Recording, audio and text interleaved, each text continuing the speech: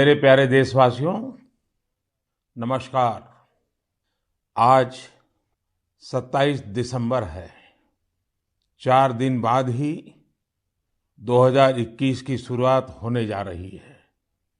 आज की मन की बात एक प्रकार से 2020 की आखिरी मन की बात है।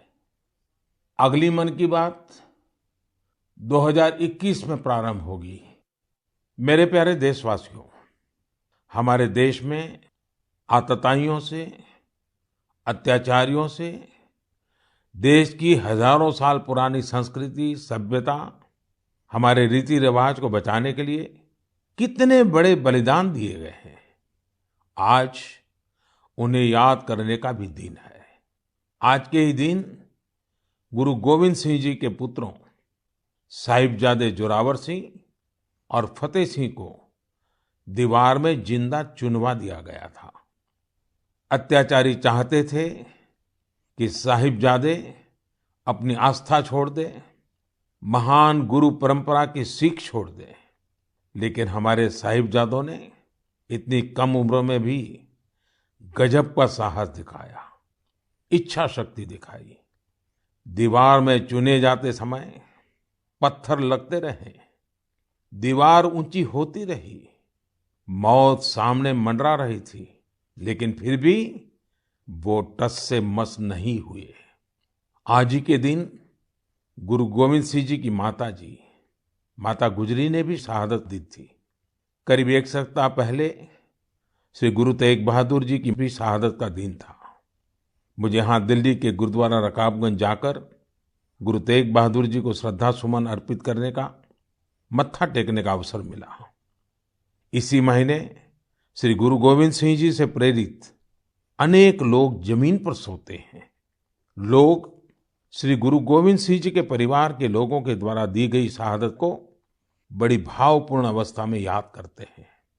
इस शहादत ने संपूर्ण मानवता को, देश को नई सीख दी।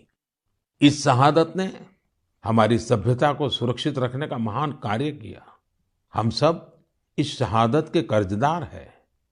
एक बार फिर मैं श्री गुरु तेग बहादुर जी, माता गुजरी जी, गुरु गोविंद सिंह जी और चारों साहिबजादों की शहादत को नमन करता हूं। ऐसे ही अनेकों शहादतों ने भारत के आज के स्वरूप को बचाए रखा है, बनाए रखा है। मेरे प्यारे देशवासियों, अब मैं एक ऐसी बात बताने जा रहा हूं जिससे आपको आनंद भी आएगा और गर्व भी होगा। भारत में लेपर्ड्स यानी तेंदुओं की संख्या में 2014 से 2018 के बीच 60% से अधिक की बढ़ोतरी हुई है। 2014 में देश में लेपर्ड्स की संख्या लगभग 7,900 थी। वहीं 2019 में इनकी संख्या बढ़कर 12,852 हो गई। ये वही लेपर्ड्स हैं जिनके बारे में जिम कॉर्बेट ने कहा था, जिन लोगों ने लेपर्ड्स को प्रकृति में स्वच्छंद रूप से घूमते नहीं देखा, वो उसकी खूबसूरती की कल्पना ही नहीं कर सकते। उसके रंगों की सुंदरता और उसकी चाल की मोहकता का अंदाज नहीं लगा सकते। देश के अधिकतर राज्यों में, विशेषकर मध्य भारत में, तेंदुओं की संख्या बढ़ी है। तेंदुए की सबसे अधिक आबादी वाले राज्यों में मध्य प्रदेश, कर्नाटका और महाराष्ट्र सबसे ऊपर है। यह एक बड़ी उपलब्धि है। तेंदुए पूरी दुनिया में वर्षों से खतरों का सामना करते आ रहे हैं। दुनिया भर में उनके हैबिटेट को नुकसान हुआ है। ऐसे समय में भारत ने तेंदुए की आबादी में लगातार बढ़ोतरी कर पूरे विश्व को एक रास्ता दिखाया है।